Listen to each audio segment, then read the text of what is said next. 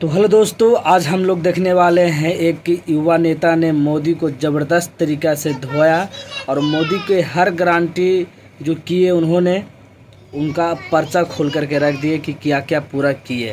तो चलिए मैं वीडियो को स्टार्ट करते हैं। कोई गारंटी नहीं है इस आदमी का।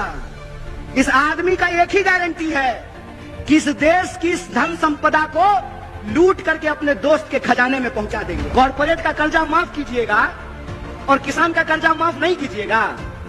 बीसीसीआई का सेक्रेटरी बनेगा गृह मंत्री का बेटा और हमको जो है ठेके का नौकरी दीजिएगा। मंत्री बनेंगे 5 साल के लिए, प्रधानमंत्री बनेंगे 5 साल के लिए और अग्निवीर योजना के तहत हमको 4 साल का नौकरी दीजिएगा। मोदी जी कहते हैं मोदी जी की गारंटी है। महाराज भाजपा की गारंटी होती तो 1 मिनट के लिए मान भी लेते। मोदी जी की गारंटी है तो बिल्कुल भरोसा मत कीजिए। अगर विश्वास नहीं होता है तो यशोदा जी से जाकर के पूछ लीजिए। और जो भी गारंटी इन्होंने कहा था, मैं आपसे पूछता हूं कि कौन सी गारंटी पूरी हुई है? बोलिए।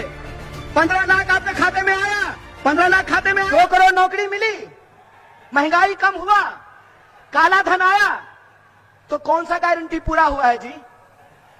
कौन सा गारंटी पूरा हुआ है? 7 फेरा लेकर के 7 जन्म का वादा निभाने का गारंटी लिए थे ना मोदी जी? किए पूरा? किए पूरा? भाग गए ना छोड़ के? कोई गारंटी नहीं है इस आदमी का।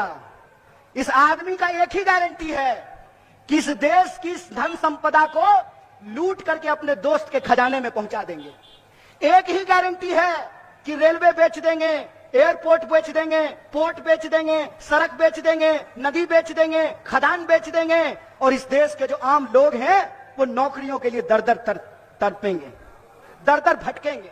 और जो भी गारंटी इन्होंने कहा था, मैं आपसे पूछता हूं कि कौन सी गारंटी पूरी हुई है? बोलिए। 15 लाख आपके खाते में आया? 15 लाख खाते में आया? 2 करोड़ नौकरी मिली, महंगाई कम हुआ, काला धन आया, तो कौन सा गारंटी पूरा हुआ है जी? कौन सा गारंटी पूरा हुआ है? मंदिर बनाने का? एक बात बताइए, मंदिर की बात चली है तो मैं भी एक बात कहना चाहता हूं। मेरा जन्म मिथिला की पावन भूमि पर हुआ है और मिथिला के लोग यह बात जानते हैं कि मिथिला की धरती माता जानकी की धरती है। माता जानकी जिनके बारे में हम लोग कभी भी भगवान प्रभु श्री राम का नाम अकेले नहीं लेते हैं। जब भी बोलते हैं तो क्या बोलते हैं? बोलते हैं सियापति रामचंद्र की जय। बोलिए, बोलते हैं कि नहीं बोलते हैं? देखे हैं राम जी के साथ फोटो सीता जी का? एक फोटो बता दीजिए, एक भी फोटो देखे हैं सीता जी का राम जी के साथ? पहले हमारे घर में दादी जब कैलेंडर लगाती थी तो उसमें फोटो होता था भगवान प्रभु श्री राम का, सीता जी का, लक्ष्मण जी का और हनुमान जी का। होता था कि नहीं होता था? हनुमान जी, सीता जी, लक्ष्मण जी कोई फोटो में नहीं दिख रहे हैं। मतलब यही होता है कि जिनको धर्म का मतलब नहीं मालूम होता है ना, तो जब वो धर्म का पाखंड करते हैं तो उनसे गलती हो ही जाती है। क्योंकि धर्म का मतलब होता है धारण करना। धर्म बना है संस्कृत के धृत धातु से, जिसका अर्थ होता है धारण करना। अगर आप धार्मिक हैं तो आपके अंग अंग से धर्म फूटता है। और मैं रामचरितमानस को कोट करना चाहता हूं। रामचरितमानस में तुलसीदास जी ने क्या लिखा है? गोस्वामी तुलसीदास ने लिखा है, रावण रथी विरथी रघुबीरा। मतलब रावण रथ पर सवार है और भगवान प्रभु श्री राम पैदल चल करके आ रहे हैं। बताइए आज की तारीख में रथ पर कौन सवार था? कौन सवार था रथ पर?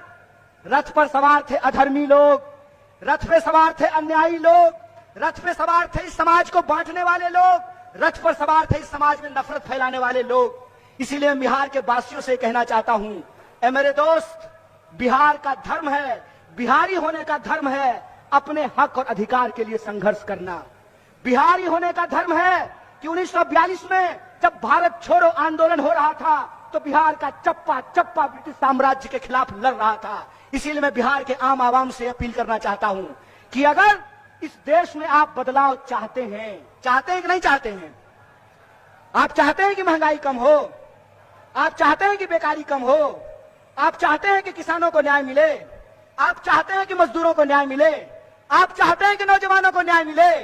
अगर चाहते हैं तो मैं आपको याद दिलाना चाहता हूं कि जब जब बदलाव देश में हुआ है उसकी पहल बिहार से हुई है, इस बात को याद रखिएगा। बिहार अगर करवट लेता है तो इस देश में परिवर्तन होता है, इस बात को याद रखिएगा। इसीलिए मैं आप तमाम बिहार वासियों से अपील करना चाहता हूं कि यह जो भारत जोड़ो न्याय यात्रा है, ये हमारे और आपके न्याय की बात है। यह जो भारत जोड़ो न्याय यात्रा है, उस न्याय यात्रा में हम 5 तरह का न्याय चाहते हैं। कितने तरह का? हाथ उठा करके बताइए। हम 5 तरह का न्याय चाहते हैं। हम चाहते हैं कि इस देश में युवाओं को न्याय मिले, इसीलिए हमारा पहला न्याय है युवा न्याय।